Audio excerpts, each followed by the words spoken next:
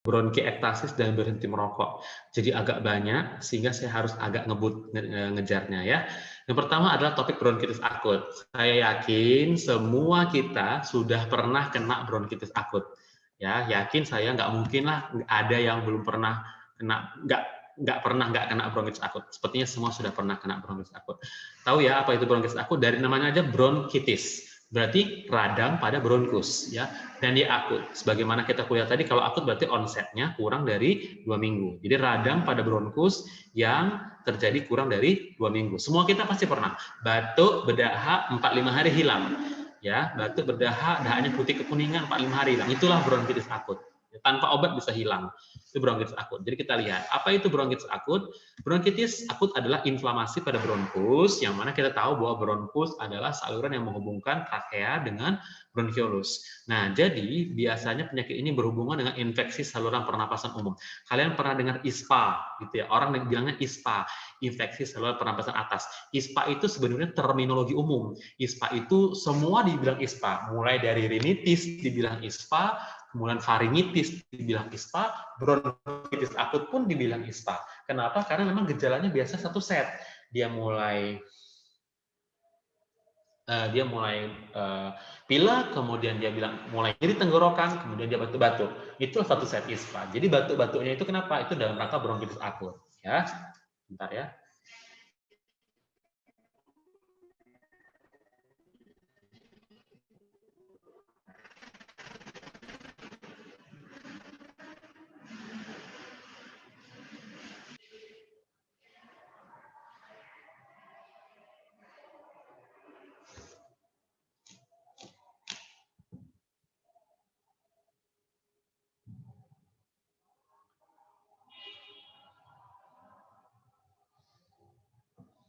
Nah, jadi penyebabnya apa? Nah, penyebab paling sering dari bronkitis akut itu adalah virus. Yang paling sering adalah rhinovirus atau coronavirus. Nah, kalian jadi jangan pusing ya, jangan heboh. Itu ada coronavirus, nanti kalian pikirnya COVID pula. Tidak. Coronavirus itu punya 7 subtipe. Ya, 7 subtipe. Nah, subtipe 1, 2, 3 itu adalah virus-virus yang sering kita jumpai sehari-hari. Virus corona yang menyebabkan batuk pilek biasa. Rhinovirus, coronavirus yang subtipe 1, 2, 3 itu yang biasa-biasa.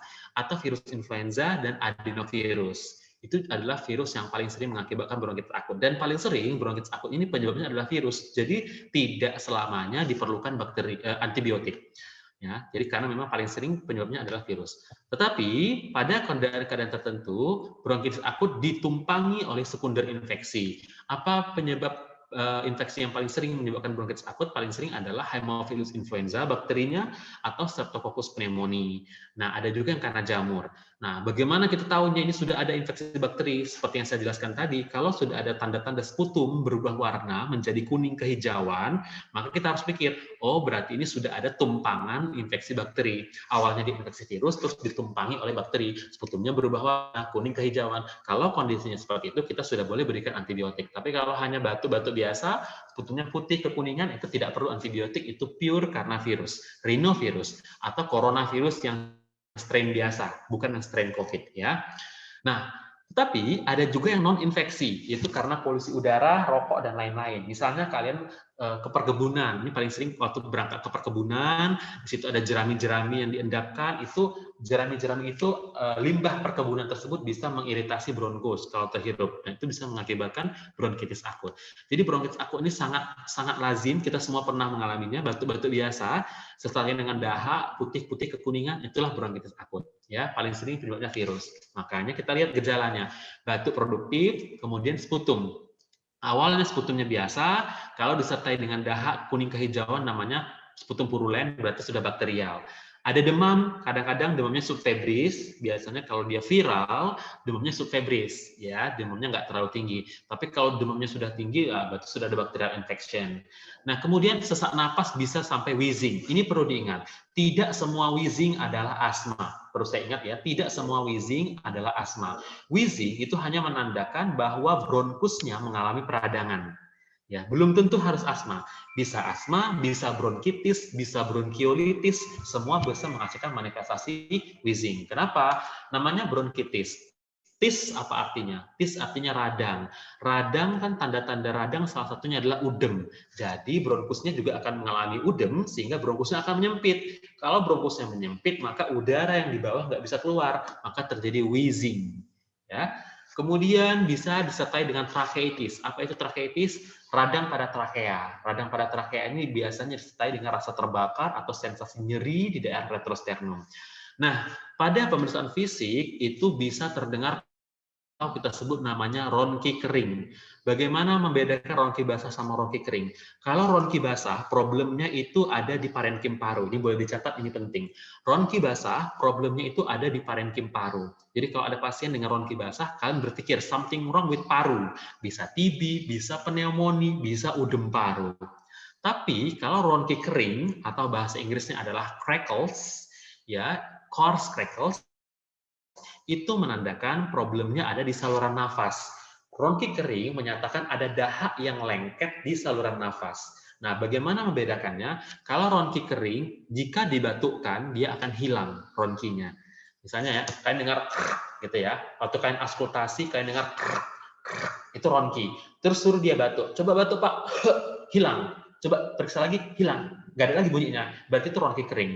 Itu berarti ada dahak yang lengket di saluran napas. Saat dia batuk, maka dahaknya tadi lepas. Sehingga nggak terdengar lagi ronkinya. Itu ronki kering. Menyatakan problemnya di bronkus. Bisa dijumpai pada asma, bisa dijumpai pada bronkitis akut. Tapi kalau ronki basah, itu mau tarik napas, mau buang napas, tetap bunyi. Mau batuk, mau nggak batuk, tetap bunyi. Itu berarti ronki basah. Problemnya ada di paru. Bisa pneumonia, bisa TB, bisa udem paru, macam-macam. Fototoraks. Kalau di fototoraks tentu saja gambarannya akan normal. Kenapa normal? Karena sudah saya tekankan tadi, fototoraks untuk kelainan di paru, bukan untuk kelainan di bronkus. Jadi nggak ada gunanya di fototoraks ya. Fototoraksnya akan normal, bersih fototoraksnya. Selanjutnya, nah inilah gambar ilustrasi bronkitis akut. Jadi ini bronkus tadi dan di sini menyumbat slem atau lendir, mukus, dahak tadi menyumbat di saluran napas sehingga aliran udara menjadi sempit. Itu mengakibatkan muncul wheezing. Jika dahaknya ini dibatukkan, kan dahaknya lepas. Nah, kalau dahaknya lepas, maka kalian dengarkan bronkinya sudah hilang, wheezingnya hilang. Itulah dia tanda khas bronkitis akut, viral infection. Ya, paling sering viral infection. Ini dia ya, radiografi toraks tidak diindikasikan. Kenapa? Karena biasanya normal. Nah, kecuali ya, umumnya normal, kecuali sudah ada komplikasi, awalnya bronkitis akut, terus lama-lama ada sekunder infeksi bakterial, jadi pneumonia, itu lain cerita, itu sudah pneumonia. Tapi kalau bronkitis akut saja, itu normal. Apa diagnosis bandingnya? Tentu saja nomor satu adalah asma. Kenapa asma? Karena ada wheezing. Jadi kita sering salah menduga, oh ini asma. Kita taunya semua wheezing asma. Jadi begitu wheezing, oh ini asma. Padahal tidak. Bisa saja itu bronkitis akut. Ya, kalau cuma, oh saya dari kecil sampai sekarang nggak pernah kok kayak gini, baru segini aja ya, berarti bronkitis akut. Ya, tapi kalau dok saya memang dari kecil udah sering bolak-balik kayak gini, oh berarti memang asma, gitu ya. Kemudian bronkiektasis. Nah, nanti bronkiektasis kita ada kuliahnya sendiri. Dan bronkiolitis. Nah, tapi kan kalau bronkiolitis kalian tahu ya, tadi sudah kuliah bronkiolitis kan oleh Departemen Anak. Paling sering dia pada anak usia di bawah 2 tahun. Dan kan patofisiologinya sama. Sama-sama karena udem bronkus, sama-sama karena hipersekresi dahak sehingga bronkusnya menyempit. Bedanya satu di bronkiolus, satu di bronkus, itu aja. Kemudian bronkitis kronik. Apa bedanya dengan bronkitis akut? Bronkitis kronik punya syarat. Yang pertama, dia berlangsung lebih dari 3 bulan dalam setahun. Jadi, dok saya udah kayak gini dari bulan Januari, Februari, Maret, nggak hilang-hilang dok, segini-gini aja keluhan saya. Itu berarti bronkitis kronik. Umumnya dijumpai pada perokok aktif. Ya. Syarat kedua, dia berlangsung lebih dari 2 tahun. Nah, maksudnya kayak mana? Tadi kan 3 bulan tuh, Januari, Februari, Maret, gini terus dok. Di 3 bulan ini saya gini terus. Tahun lalu pun saya kayak gini juga dok. Berarti udah 2 tahun. Nah, berarti sudah bisa tegak bronkitis kronis. Paling sering penyebabnya adalah rokok. Kemudian adalah diferensial diagnosis berikutnya, penyakit paru obstruktif kronik.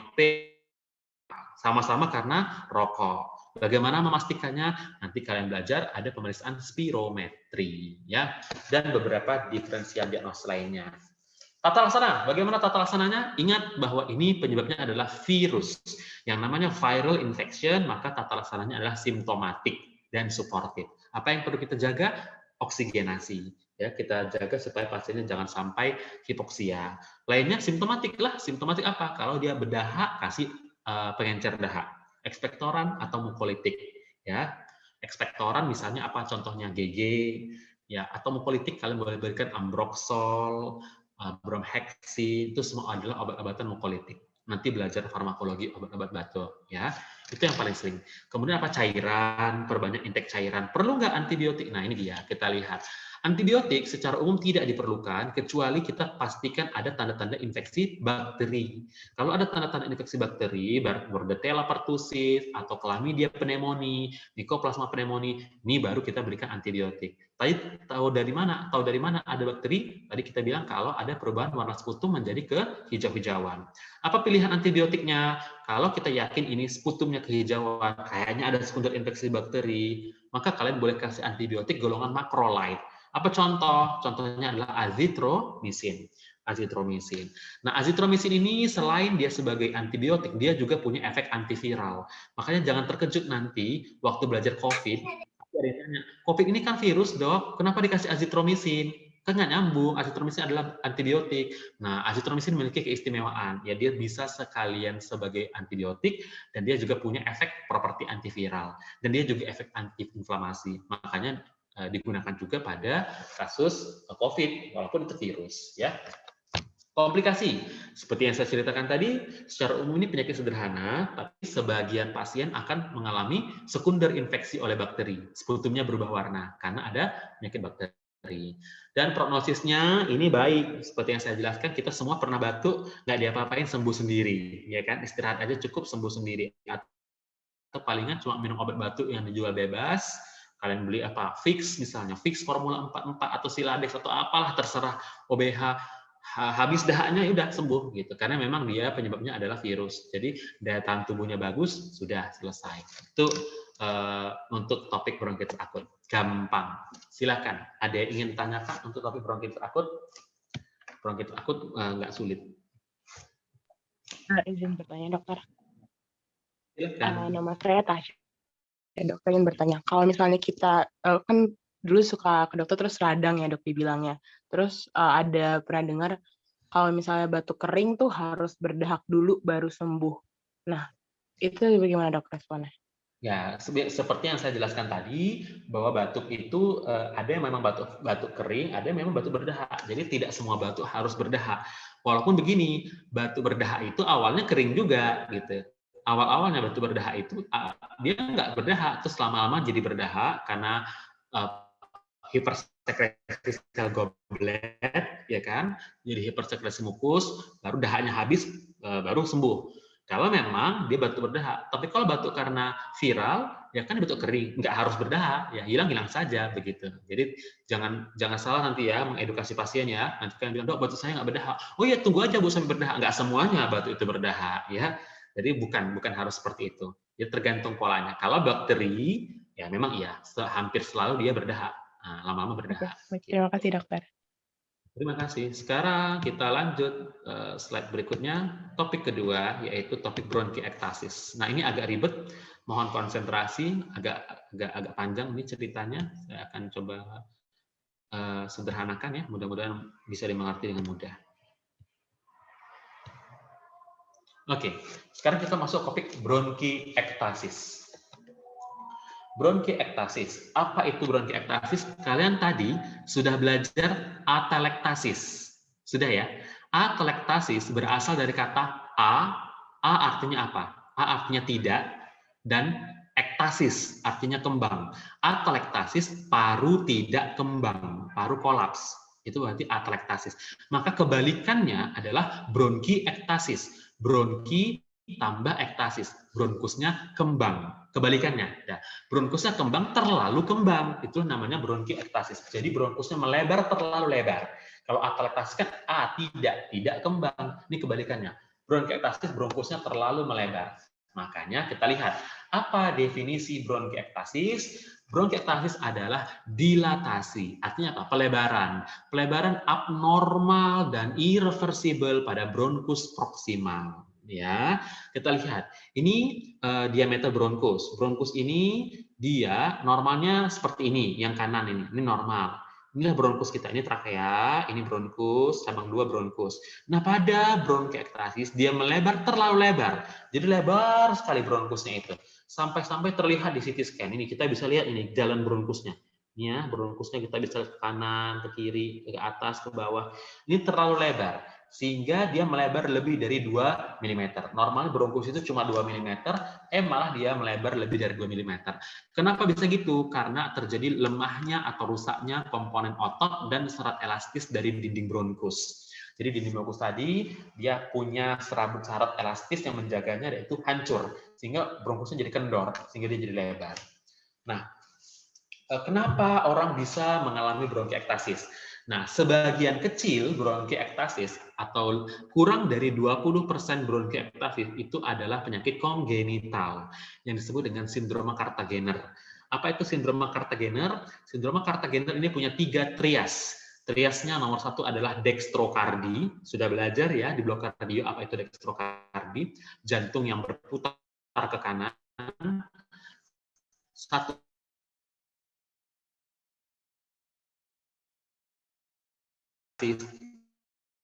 tiga sinus. Saya pernah jumpa pasien bronkiektasis yang kongenital dari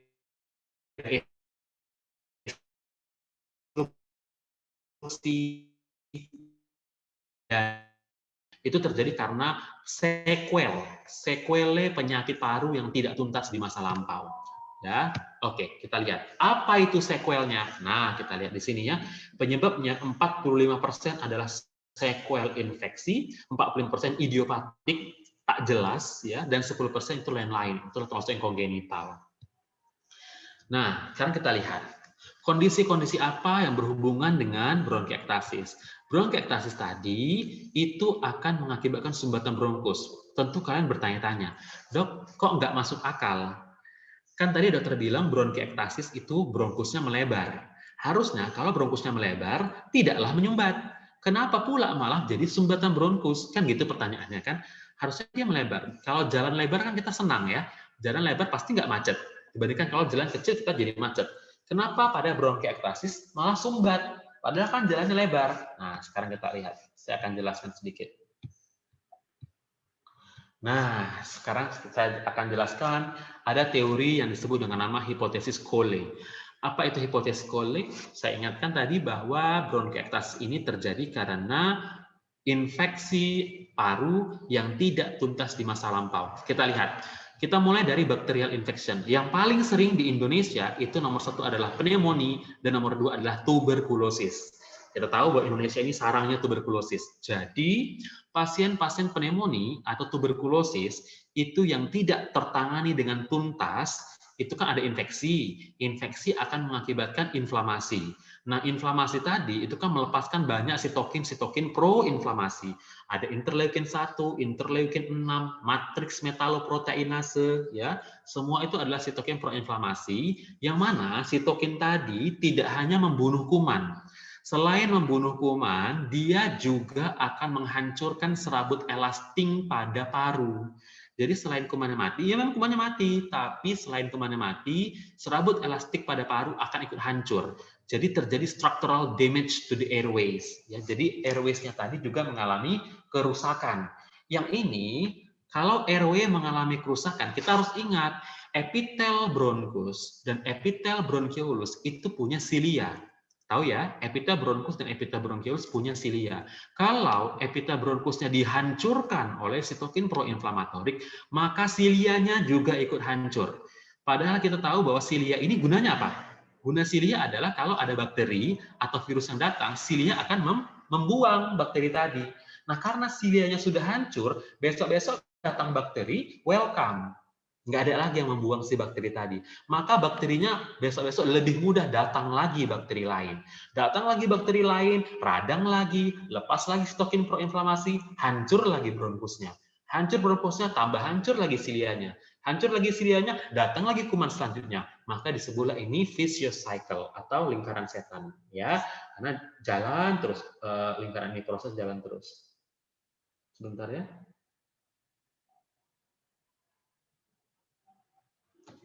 Nah, oke.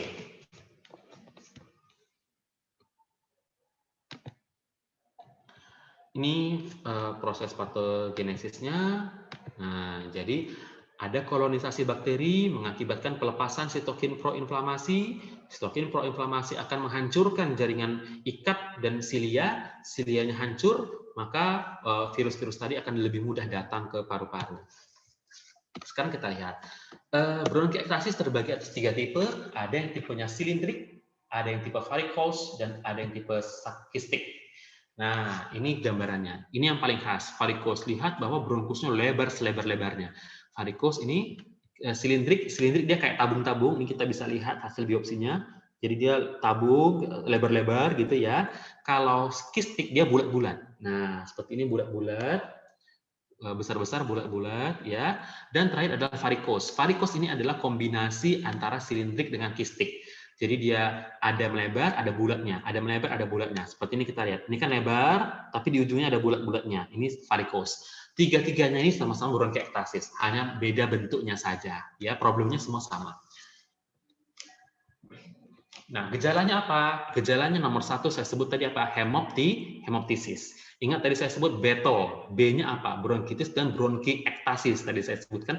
Kenapa bisa terjadi batuk darah pada bronkiektasis? Karena kita sebut tadi bronkiektasis, bronkusnya itu mengalami dilatasi. Kan hancur, dinding bronkusnya itu hancur. Bersama dengan hancurnya dinding bronkus, di situ juga ada pembuluh darah. Pembuluh darahnya ikut hancur, maka terjadi batuk darah, ikut tererosi. Nah, akan terjadi batuk darah. Nah, kemudian akan terjadi batuk dengan sputum yang sangat banyak. Tadi saya cerita ya, ada pasien saya yang sputumnya sampai 1 botol aqua besar. Kenapa bisa kayak gitu? Karena ingat, sel gobletnya ikut hancur. Sel gobletnya ikut hancur, dia akan berhiperplasi, mereplikasi diri kan, mati, muncul lagi, mati, muncul lagi. Sel goblet apa gunanya? Melakukan hipersekresi mukus, sehingga sputumnya jadi sangat banyak sekali sputumnya. Itu adalah ciri khas dari bronkiektasis. Nah, sputum yang sangat banyak tadi itu adalah media pertumbuhan yang sangat bagus untuk kuman. Jadi besok-besok waktu datang kuman, sudahlah silianya hancur, kan silianya udah hancur nih. Sudahlah silianya hancur, di situ banyak pula sputum. Sputum itu media perkembangan kuman, maka bakterinya akan pesta pora di situ, dia akan bereplikasi dengan sangat mudah, pasiennya akan bolak-balik mengalami episode demam. Dikit-dikit demam, gara apa? Karena ada sekunder infeksi bakterial. Dan dia sampai mengakibatkan jari tabuh, clubbing finger. Apa itu clubbing finger? Clubbing finger itu nanti kalian lihat ya, ujung jari-jarinya ini, jempol, jari tunjuk, semuanya gembung-gembung. Silahkan nanti googling jari tabuh, clubbing finger itu menandakan proses kronis. Itu menandakan hipoksia yang sudah sangat lama. Clubbing finger, ya, jari tabuh. Nanti googling kayak mana bentuknya. Ini sering sekali kalian jumpai jari tabuh di sehari-hari ya. Tapi ingat ya, jari tabuh tidak harus bronkiektasis. Ya, jari tabuh itu bisa dijumpai pada semua kasus hipoksia yang berlama-lama. Kanker paru juga, PPOK juga, bronkiektasis juga. Dan ditemukan ronki kering. Seperti yang saya jelaskan tadi, kenapa ronkinya ronki kering? Karena dia di saluran napas. Kalau batuk pasti dahaknya lepas, maka hilanglah ronkinya. Seperti yang saya jelaskan tadi, kayak bronkitis akut. Nah, sekarang bronkiektasis terbagi menjadi 2. Ada dry bronkiektasis dan ada wet bronkiektasis. Bedanya apa? Kalau dry bronkiektasis, gejala yang utamanya adalah hemoptisis berulang. Seperti yang saya jelaskan tadi ya, batuk darah mengucur deras, habis itu tenang, tentram ya, 2 bulan aman, tiba-tiba batuk lagi, berdarah lagi. Itu adalah dry bronkiektasis, ya, dahaknya minimal. Kebalikannya, wet bronkiektasis. Ini yang produsen dahak. Dahaknya sangat banyak. Seperti yang saya cerita ya, dahaknya sampai 1 botol aqua itu, 1 botol aqua besar, itu dahak semua. Dan dahaknya kalau diendapkan, dia sampai membentuk dahak 3 lapis. Nah, ini adalah bentuk contoh dahak 3 lapis. Lapisan pertama adalah nanah, lapisan kedua itulah lapisan dahaknya, dan lapisan paling atas itu busa, buih. Ini khas pada bronkiektasis. Nah, radiologi. Nah, radiologi mendiagnosisnya dengan fototoraks, ya. Apa yang kita jumpai inilah tadi gambarannya. Nah, ya, paling gampang memeriksanya dengan CT scan. Dengan CT scan ada dijumpai gambaran tramline sign atau gambaran honeycomb. Kalau ada 2 kata ini dipastikan dia adalah bronkiektasis. Yang paling sering dijumpai itu adalah honeycomb. Honeycomb apa artinya? Sarang lebah. Nah, ini kita lihat. Ini kita lihat parunya. Parunya memang sudah mirip seperti sarang lebah. Bulat-bulat kecil bergerombol. Jadi waktu di CT scan gitu juga nih, bulat-bulat kecil bergerombol. Ini adalah gambaran khas bronkiektasis. Ya, honeycomb appearance. Khas sekali untuk bronkiektasis. Oke. Pemeriksaan lain apa? Nah, pemeriksaan lain adalah kultur sputum. Kenapa? Ingat bahwa sputumnya tadi sangat banyak dan sputum tadi menjadi media untuk pertumbuhan kuman. Jadi pasien-pasien bronkiektasis ini perlu kita kultur sputumnya. Kita mau tahu kuman apa yang ada di situ, gitu ya. Oke. Penata laksanaannya bagaimana? Nah, ini prinsip penata laksanaannya. Oh, sorry. Seperti yang saya jelaskan bahwa problem utama bronkiektasis itu adalah infeksi yang tidak tuntas di masa lampau. Infeksi yang tidak tuntas di masa lampau itu yang harus kita tuntaskan, atasi underlying disease. Kalau TB, atasi TB-nya. Kalau pertusis, pada anak-anak yang paling sering itu pertusis. Pertusis kalian pernah dengar batuk 100 hari, kata orang awam ya. Batuk rejan 100 hari. Itu adalah penyebab utama bronkiektasis pada anak. Ya, jadi tuntaskan pertusisnya. Tapi yang sekarang jadi lebih sering dijumpai adalah COVID. Nah, COVID-19 ini sering sekali kalau dia sudah derajat berat atau derajat kritis waktu masuk ke rumah sakit, andai kata dia berhasil sembuh, pulang dia dengan selamat dari rumah sakit, pulang dia ke rumah, umumnya parunya tidak benar-benar bersih. Umumnya parunya akan meninggalkan bekas berupa bronkiektasis. Nah, kemudian apa yang diobati? Nomor 2, ingat tadi problemnya apa? Problemnya adalah sekunder infeksi oleh bakteri. Jadi kita obati adalah bakterinya. Ya, bakterinya kita obati, atasi kolonisasi bakteri. Dengan apa? Dengan terapi antibiotik oral jangka panjang. Jadi pasien-pasien bronkiektasis dia bisa mengkonsumsi antibiotik sampai selama 1 tahun. Nah, apakah semua antibiotik? Tentu tidak ya, nggak sembarangan konsumsi antibiotik setahun nanti malah bisa jadi resisten. Ada antibiotik tertentu. Apa pilihan antibiotiknya? Golongan macrolide, yaitu azithromycin. Nah, nomor 3. Ingat tadi, problem bronkiektasis apa? Sputumnya kan, sputumnya sangat banyak. Retensi sputum, sputumnya menyumbat saluran napas. Maka kita bantulah supaya sputumnya tadi bisa keluar. Bagaimana cara bantu supaya sputumnya keluar? Pertama, kita kerjakan postural drainage. Postural drainage itu pasiennya di fisioterapi. Dia di fisioterapi, ditepuk-tepuk dadanya supaya keluar dahaknya. Dimerengkan ke kanan, merengkan ke kiri, ada gerakannya khusus. Nanti kalian boleh googling di YouTube, ya searching aja di YouTube postural drainage. Itu untuk membantu mengeluarkan dahak, atau dengan alat-alat tertentu yang bisa membantu pengeluaran dahak, ya airway clearance device, ada dijual. Kita bisa berikan obat-obat pengencer dahak, obat-obatan mukoaktif untuk mengencerkan dahak, dan bisa rehabilitasi paru untuk fisioterapinya, ya. Nah, Oke, sekarang saya mau tekankan satu hal. Pertanyaannya, emang kenapa kalau bronkiektasis? Kan bagus dong, bronkusnya lebar, harusnya tenang dong, dibandingkan asma bronkusnya sempit, ya kan? Logika kita kalau bronkusnya lebar enak, ternyata tidak. Dia harus kita pahami, pelebaran bronkusnya itu bukan melebar gitu, enggak. Dia melebar melekuk-liuk, melekuk-lekuk seperti gambar ini ya, silindrik dan varicose. Jadi dia melekuk-lekuk sehingga aliran udara yang mau keluar itu enggak smooth. Aliran udara yang mau keluar itu turbulensi di bawah karena dia jalannya itu melebar, nyempit, lebar, nyempit, lebar, nyempit. Jadi udara yang mau keluar turbulensi di bawah, berputar-putar di bawah untuk mendobrak supaya bisa keluar. Akibatnya muncul gejala wheezing. Jadi dia seperti wheezing juga. Nah, jadi kok jadi sesak, kok jadi sumbat saluran napas? Karena melebarnya itu bukan lebar semua, melainkan lebar, sempit, meliuk-liuk, sehingga udaranya turbulensi. Jadi jangan terkejut ya, asma wheezing, bronkitis wheezing, bronkiektasis juga wheezing. Pokoknya kalau kita bermain di airway, bermain di saluran napas, dia masih bisa mengakibatkan gejala wheezing. Ya. Komplikasi nomor 1 sudah paling jelas, seperti yang saya bilang, sekunder infeksi oleh bakteri.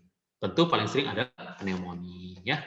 Oke, selesai. Habis untuk topik bronkiektasis. Silahkan, ada yang ingin ditanyakan untuk topik bronkiektasis?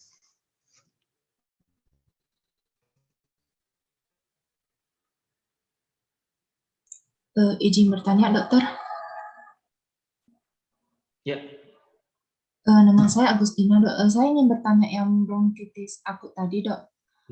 Terkadang kan bisa seperti hidung berlendir, dok. Untuk mengetahui infeksi bakterinya kita bisa lihat dari warna lendir hidungnya nggak dok, selain dari warna dahaknya? Oke, ya terima kasih. Kalau warna lendir di hidung agak sulit karena hidung itu kan terekspos dengan udara luar. Jadi dia bisa dengan mudah berubah warna. Kalau warna ingus ya, ingus di hidung ya. Nah, tapi kalau dahak yang lebih akurat, dahak itu lebih akurat dia karena dia tidak langsung terekspos dengan dunia luar. Tetapi kalau udah menjadi kehijauan, semua yang udah kehijauan itu memang hampir pasti ada bacterial infection. Jadi kalau kalian tanya apa warna ingusnya, apa warna dahaknya, udah kehijau-hijauan, silahkan treat antibiotik boleh ya. Kalau udah kehijauan. Tapi kalau kuning-kuning saja itu masih meragukan. Apalagi kalau hanya ingusnya saja yang berubah warna, putih kekuningan itu masih nggak khas ya, karena bisa saja kontaminasi dari lingkungan. Gitu. Oke. Terima kasih dok. Oke. Kita masuk. Oh ya, silakan. Untuk yang tadi itu bronkiektasis yang klasifikasi untuk silinder, bagaimana menyebabkan adanya penghambatan pada saluran ini, dok? Ya. Kan? Ya, kan silinder kan cuma gitu ya logikanya kan. Kan silinder itu cuma lurus aja gitu kan ya. Harusnya dia tidak turbulen gitu ya. Nah, ingat lagi teori bahwa problemnya tidak hanya masalah lekukan-lekukan tadi. Silinder pun apa tadi problemnya? Ada hipersekresi mukus. Jadi walaupun dia melebar silinder, kan cantik tuh bagusnya, logikanya kan cantik tuh, silinder bagus. Tapi silinder pun dia tetap dia ditutup oleh mukus.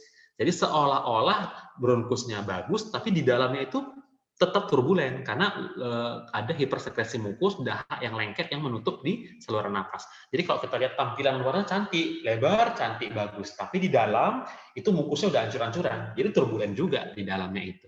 Nampaknya aja dari luar dia bagus, gitu. Ya. Baik dokter, terima kasih dok. Ya. Oke, kita masuk slide terakhir hari ini yaitu tentang berhenti merokok, smoking cessation, ya.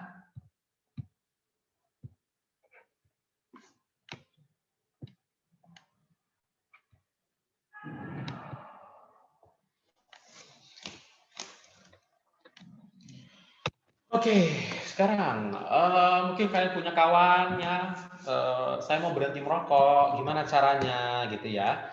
Terus kok bisa orang ketagihan merokok, kenapa, bagaimana mekanismenya, kita akan lihat. Jadi dari semua orang yang berokok, itu kalau ditanya mau berhenti nggak, ya 70% orang menyatakan, ya saya mau berhenti merokok, saya ingin berhenti merokok. Tapi yang benar-benar mencoba hanya sepertiga. Dan yang berhasil nggak sampai 5-10%. Ya. Sedikit yang bisa berhasil berhenti merokok. Kenapa bisa kayak gitu? Kita akan lihat. Kenapa bisa terjadi ketergantungan rokok? Ya. Sebab utamanya adalah nikotin. Nah, kita akan lihat. Nikotin yang terkandung dalam rokok, baik rokok biasa ataupun rokok elektrik atau apapun namanya itu, yang mengandung nikotin itu merupakan stimulus dopamin. Nikotin yang masuk dalam tubuh, kemudian diserap dalam darah, masuk ke otak. Di otak, nikotin tadi akan menghasilkan dopamin. Nah, dopamin inilah yang menyebabkan ketergantungan merokok. Kita lihat ya di sini. Nikotin yang sudah terserap di dalam darah, dia masuk sampai ke otak. Nah, di otak dia akan merangsang pelepasan, dia menduduki reseptornya alfa 4 beta 2, reseptor nikotin yang ada di otak, dan dia akan merangsang pelepasan dopamin. Jadi otak tadi akan melepaskan dopamin. Dopamin ini adalah yang memberikan rasa senang, rasa bahagia, rasa tentram, nyaman, happy, itu semua karena dopamin. Ya, dopamin ini yang menyebabkan muncul rasa enak, rasa tenang, rasa happy di dalam diri dia. Nah, saat nanti nikotin dalam darahnya mulai habis, efek rokoknya mulai habis, kan nikotinnya mulai pelan-pelan habis tuh di dalam darah, maka kan dopamin juga akan ikut berkurang. Kalau dopaminnya ikut berkurang, maka kan rasa nyamannya jadi hilang. Rasa nyamannya hilang, jadi merasa gelisah, nikotinnya turun, dan ini akan menyebabkan pasien tadi pingin merokok lagi. Kenapa? Karena dengan merokok lagi dopaminnya naik lagi, habis senang lagi dia, habis dopaminnya, hilang lagi dopaminnya, merokok lagi, gitu-gitu terus. Maka terjadilah siklus ketergantungan nikotin. Sekarang proses yang sama terjadi juga pada kecanduan pornografi. Mungkin kalian pernah dengar heboh ya dulu ya, kecanduan pornografi. Jadi pornografi itu juga hal yang sama. Pornografi juga mengakibatkan pelepasan dopamin, hanya beda reseptor ya. Jadi pornografi juga mengakibatkan pelepasan dopamin. Makanya ada beberapa orang yang kecanduan pornografi itu karena dopaminnya lepas. Dopaminnya lepas, dia merasa senang, happy, memberikan rasa nyaman, kemudian dia fly gitu ya. Kemudian berhenti dia menonton pornografi, maka zat dopaminnya akan berkurang, akhirnya gelisah lagi. Karena dia gelisah lagi, dia nonton pornografi lagi. Jadi hal yang sama seperti siklus ketergantungan nikotin. Begitu juga pornografi. Itu karena senyawanya satu, yaitu dopamin. Nah, sekarang kita dari sini kita akan bergerak. Bagaimana memutus siklus ketergantungan ini? Sekarang, bagaimana kita menilai seseorang itu mengalami kecanduan rokok? Kita bilang kan, oh Bapak ini kecanduan rokok, bagaimana memastikannya? Ada instrumen, ada kuesioner namanya Fagerstorm. Fagerstorm kuesioner ini untuk menilai seberapa orang tersebut candu merokok. Nah, pertanyaan pertama yang paling khas untuk menentukan kecanduan rokok itu adalah berapa lama setelah bangun tidur Anda mulai merokok? Kalau orang pecandu rokok bener, itu dia begitu bangun tidur, dia nggak baca doa bangun tidur, dia cari rokok. Nah, gitu ya. Dia langsung merokok. Dalam 5 menit dia mana bungkus rokok saya, itu berarti benar-benar kecanduan. Makin cepat dia merokok dari bangun tidur, itu berarti semakin kecanduan. Itu hal yang sangat spesifik untuk menilai seberapa orang tersebut candu rokok. Ya, itu ciri-ciri kecanduan rokok. Namanya kuesioner Fagerstorm. Nanti kita hitung skornya, di situ kita bisa lihat kecanduannya apakah derajat ringan, sedang, berat, atau sangat berat. Oke, sekarang kita lihat apa yang terjadi kalau orang mulai berhenti merokok. Kenapa orang sering gagal berhenti merokok? Karena tadi, begitu dia mulai berhenti merokok, maka dopamin di dalam otaknya mulai turun. Dopamin di dalam otak mulai turun, maka dia akan mulai mengalami gangguan tidur. Aduh, saya jadi gelisah, tidur terbangun-terbangun, gitu ya. Itu dalam 4 minggu pertama. Kemudian nafsu akan dialihkan dengan makan. Jadi sedih mau makan aja bawaan, makan aja, ngemil aja, jajan aja. Kemudian pada beberapa orang bisa jadi depresi, susah konsentrasi, dok saya jadi nggak nyambung, nggak bisa belajar, katanya ya. Jadi nggak sabaran, mudah marah, jadi cemas, atau mudah tersinggung. Ini semua terjadi karena apa? Karena satu, karena dopaminnya mulai turun. Dan ini mengakibatkan pasiennya jadi sulit berhenti merokok. Nah, sekarang, bagaimana kita mengedukasi pasien supaya dia bisa berhenti merokok? Ada kita singkat dengan nama 5A. Ask, ya, ask. Memang mau nggak berhenti merokok? Kalau mau, baru kita advise. Oke, silahkan kita mulai berhenti merokok. Kita assess setelah apa yang menyebabkan orang ini suka merokok, candu merokok. Baru kita dampingi, assist, dan terakhir arrange. Kita susun programnya, program berhenti merokoknya. Sekarang kita lihat. Ini dibaca saja. Nah, ini dia ya. Apa sih manfaat jika orang berhenti merokok? Oke lah dok, saya mau berhenti merokok. Kalau orang bisa berhenti merokok, apa manfaatnya? Nah, dalam 20 menit dia berhenti merokok, maka perfusi oksigen akan mulai membaik, kemudian kadar karbon monoksida akan kembali normal. Ada alat mengukur kadar karbon monoksida namanya PICO. PICO itu terpapar rokok langsung naik itu ya. Kemudian setelah 48 jam baru nikotinnya tereliminasi dari sistem indera, sistem dari lidah, dari hidung, baru mulai tereliminasi. Ya. Dan resiko untuk penyakit jantung koroner baru berkurang jika dia berhenti merokok setahun. Nah, ini kita nih sering tanya nih. Kalian jangan percaya sama pasiennya kalau kita tanya gini, Bapak merokok nggak? Dulu merokok dok, sekarang udah berhenti merokok. Itu jangan percaya. Tanya, mulai kapan berhenti merokoknya dok? Mulai kapan Bapak berhenti merokok? Mulai sakit inilah dok, 5 hari yang lalu. Itu sering ditanya. Hampir semua pasien, kalau ditanya sama dokter paru, Bapak merokok nggak? Jawabannya kayak gitu. Bapak merokok nggak? Merokok dok dulu, sekarang udah nggak lagi. Mulai kapan nggak merokok? Seminggu inilah dok. Itu nggak hitung. Ya, seminggu ini masih merokok artinya. Kapan seseorang mulai dikatakan benar-benar berhasil berhenti merokok kalau dia sudah tidak merokok 6 bulan? 6 bulan ya. Jadi kalau saya sudah membuat prestasi, saya sudah berhenti merokok 1 bulan, itu belum stabil, Anda masih bisa relapse kembali merokok ya. Karena efek berhenti merokok tadi pun baru muncul setelah 1 tahun berhenti merokok ya. Resiko kanker paru. Nah, ini yang sering saya wanti-wanti. Kanker paru kan penyebab utamanya rokok. Sering orang bilang gini, "Dok, saya udah berhenti merokok udah 4 tahun yang lalu lah, Dok. Kok saya bisa kena kanker?" Terlambat, Pak. Karena untuk menurunkan resiko kanker, Bapak harus berhenti merokok 10 tahun, baru resiko kankernya turun. Nah, kalau Bapak berhenti merokok baru setahun yang lalu, dia masih kena, nikotinnya masih di situ, masih mengakibatkan transformasi sel epitel menjadi ganas. Itu dia, ya. Sekarang kita lihat bagaimana cara berhenti merokok. Nah, untuk berhenti merokok ada dua caranya, ada dengan cara farmakoterapi dan non farmakoterapi. Farmakoterapi itu bisa kita lakukan dengan nikotin replacement therapy, ada obat-obatannya bupropion atau varenicline, dan non farmakoterapi inilah dengan konseling, kita pendekatan interpersonal. Nah, sekarang kita lihat gini. Ada obat-obatan yang bisa menggantikan nikotin. Misalnya gini, dok, saya mau berhenti merokok, saya mau tobat merokok. Kan problemnya tadi apa? Problemnya satu, dopaminnya turun. Kalau dopaminnya turun, pasiennya gelisah. Gara-gara pasiennya gelisah, dia batal, dia gagal berhenti merokok. Maka kita harus ciptakan obat yang bisa menjadi nikotin palsu. Nah, apa itu? Nikotin palsu ini dijual. Ya, ada dijual nikotin palsu, nikotinnya berbentuk koyo, ya patch, atau berbentuk permen karet, gum, atau permen hisap, lozenges, ya, atau inhaler. Tapi bukan vape ya, ada inhaler yang memang nikotin palsu atau nasal spray. Nah, ini yang dijual bebas, nikotin gum. Nikotin gum ini dia merupakan nikotin palsu, nikotin yang dalam dosis yang sangat rendah. Kenapa diberikan? Karena otak kita tidak bisa membedakan itu nikotin asli atau nikotin palsu.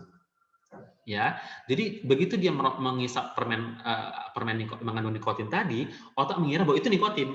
Nah, maka dia akan menghasilkan dopaminergic. Begitu juga obat-obatan seperti bupropion. Obat bupropion ini adalah dopamin palsu. Nah, jadi kita langsung ngasih dopamin palsu ke dalam otak supaya otak kita dipenuhi oleh dopamin. Ingat tadi ya, problemnya adalah dopamin. Jadi kalau dia tidak merokok, dopaminnya kan rendah.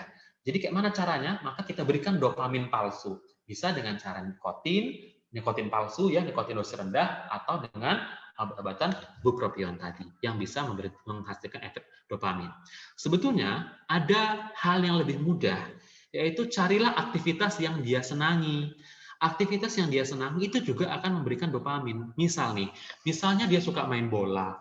Otak tidak bisa membedakan ini dopaminnya gara-gara rokok, gara-gara pornografi, atau gara-gara main bola. Dia nggak bisa bedakan. Otak hanya tahu dopamin. Jadi kalau dia suka main bola, ya udah dia main bola aja, dopaminnya naik kok. Ya udah dia senang lagi gitu. Jadi tidak harus kena rokok gitu ya.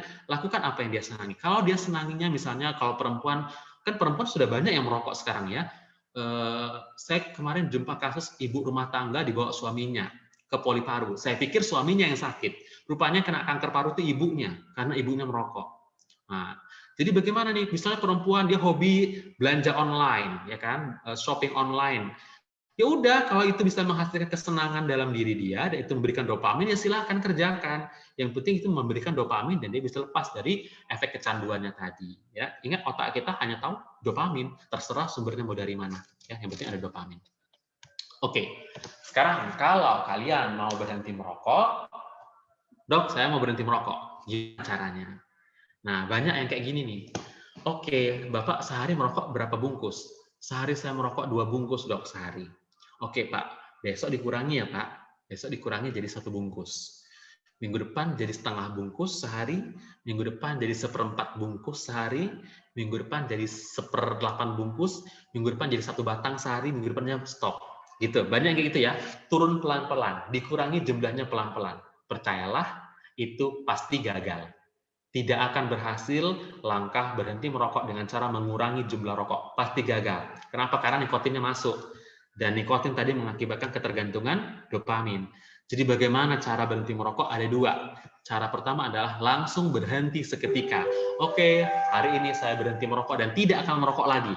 Stop rokoknya benar-benar. Itu cara yang paling efektif, ya. Berhenti merokok. Sebentar ya.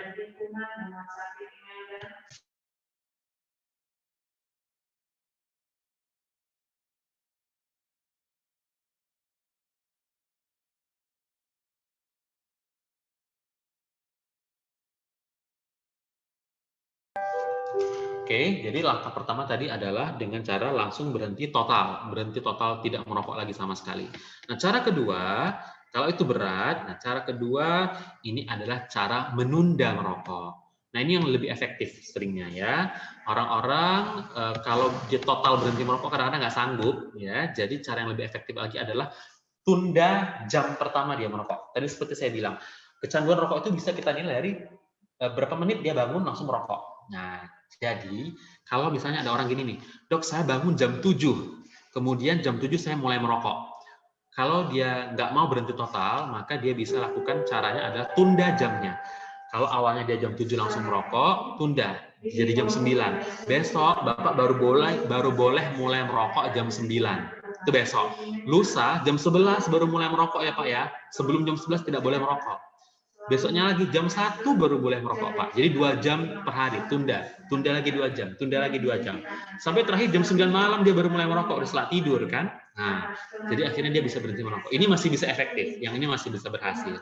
Jadi ada dua cara ya. Kalau cara mengurangi jumlah rokok itu gagal, nggak usah dicoba-coba.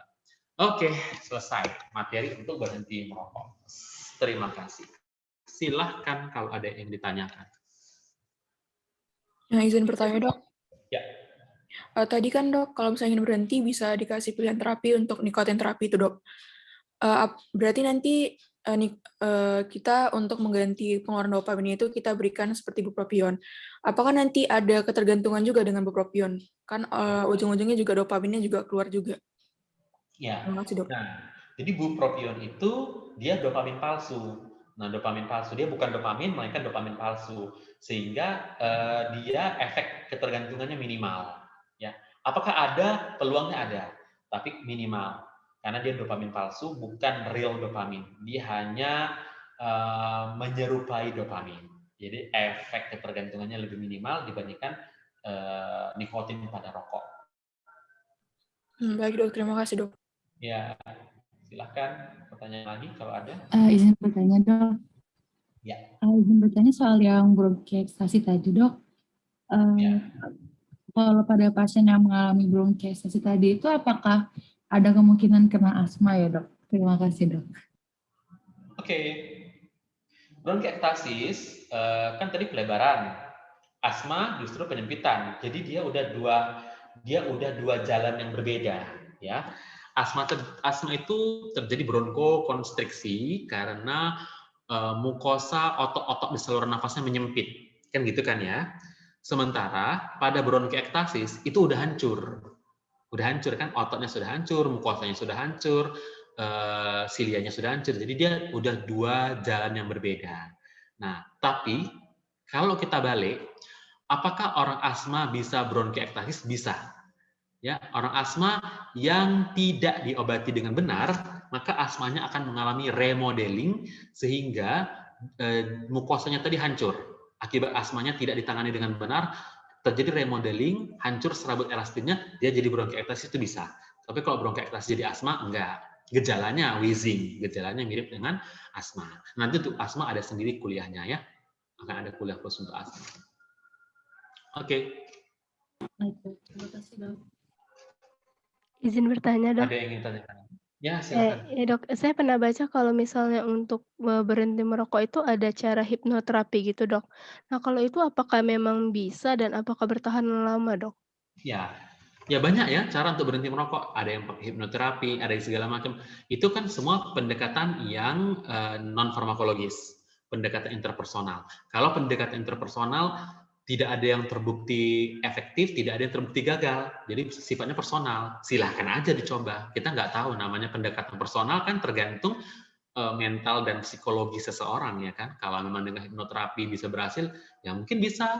Apakah akan bertahan lama? Nggak tahu karena nggak bisa dipastikan. Kalau sudah pendekatan personal, efikasinya tentu sangat bergantung dengan masing-masing orang. Gitu. Baik dok, terima kasih dok. Ya. Lagi cukup jelas? Izin bertanya dok. Ya. Tadi yang 3 lapis kan yang paling atasnya itu kan busa ya dok. Itu busanya karena apa dok? Kenapa? Pakai logika. Karena apa? Ingat tadi Air liurnya ya dok. Kenapa? Air liur. Iya. Ya air liur juga benar. Tapi ingat, kenapa bisa terbentuk busa? Karena ingat tadi pada bronkiektasis apa? Udara mengalami turbulensi. udara mengalami turbulensi. Jadi udara berputar-putar di bawah, sementara di atasnya kan dahak. Nah, coba kalian bayangkan, kalau kalian buat pipet, masukkan ke dalam air, terus kalian hembus pipetnya, kan muncul gelembung udara di situ kan. Nah, seperti itu juga. Jadi itu di atasnya dahak, sementara di bawahnya udaranya turbulensi, berputar-putar. Udara berturbulensi tadi akan memutar dahaknya tadi sehingga terbentuk buih atau gelembung busa. Itu akibat turbulensi udara. Ya, oke. Baik dok, terima kasih dok. Izin bertanya, dok. Ya. Izin bertanya tentang cara berhenti merokok, dok. Tadi kata dokter cara yang menurunkan jumlah rokok itu tidak akan berhasil karena nikotinnya itu masih tetap akan masuk. Ya. Bedanya dengan cara yang kedua yaitu yang menunda jam rokoknya itu gimana ya, dok? Kan tetap masuk, dok, nikotin. Ya. Nah, jadi makanya kalau kita bilang cara kedua masih ada kemungkinan berhasil karena tapi dia harus strict ya. Bapak nggak boleh merokok sebelum jam sekian. Jadi kita memberikan waktu yang lebih kecil untuk bisa masuk nikotin lagi. Kalau misalnya dia baru mulai merokok jam 4 sore baru dia mulai merokok. Sementara dia jam 10 udah tidur. Berarti kan dia hanya punya space waktu 6 jam untuk merokok. Kan gitu kan? Sementara kan nikotin itu begitu diserap dalam darah dia bertahan lama. Nah, jadi dia masih ada peluang berhasil. Kenapa? Karena dia waktu yang tersisa tinggal sedikit untuk dia merokok. Beda dengan kalau orang ngurangi rokok, kalau misalnya hari ini saya kurangi jadi setengah bungkus, tapi kan dia bisa merokok anytime, ya kan? Jadi dia bisa curi-curi, pasti gagal. Curi-curi merokok, karena waktunya lempang. Jadi kita bukan membatasi nikotinnya, tapi membatasi waktu supaya dia tidak bisa merokok lagi. Nah, makanya cara kedua ini ada kemungkinan berhasil. Kalau pasiennya betul-betul patuh, strict, tidak boleh merokok sebelum jam sekian. Dan itu pun harus ditarget ya. Itu harus selesai dalam 7 hari.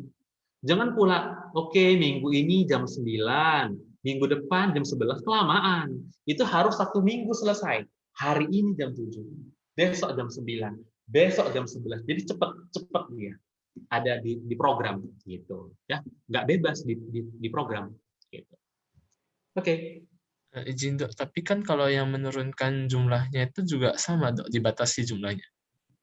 Nah, iya, tapi kan dia bisa curi-curi di lain itu.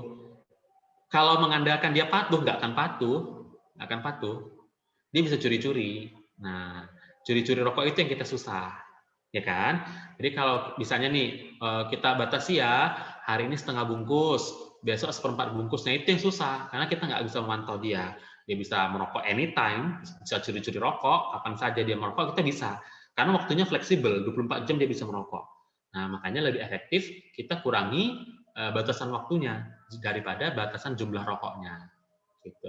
Itu sudah dibuktikan juga tuh dari berbagai penelitian, memang yang paling efektif tetap tobat total, berhenti total merokok, itu yang paling efektif ya. Nah, tahu nggak sebetulnya ada cara yang lebih efektif untuk berhenti merokok. Tapi cara yang paling efektif ini menyeramkan. Sakit dulu baru dia total berhenti merokok. Nah, itu yang paling efektif. Pasien saya tuh biasanya kalau udah sakit, nah baru dia mau total berhenti merokok.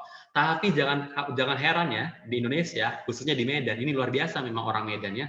Saya jumpa ada 3 atau 4 pasien, dia masih berani datang ke poli paru, jumpa dokter spesialis paru dengan keluhan sesak dan batuk, tapi rokoknya di kantong.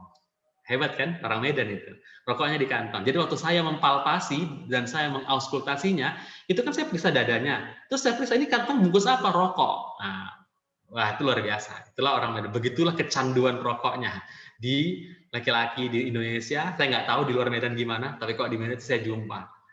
Sampai saya bilang itu, Bapak adalah satu-satunya pasien paru yang sudah sesak napas, susah bernapas, tapi masih ngantongi rokok, dan berani datang ke poli paru jumpa dokter paru. Nah, itu orang Medan. Seperti itu dia. Oke. Cukup. Ya, waktunya juga sudah habis ya. Sudah jam 12.28.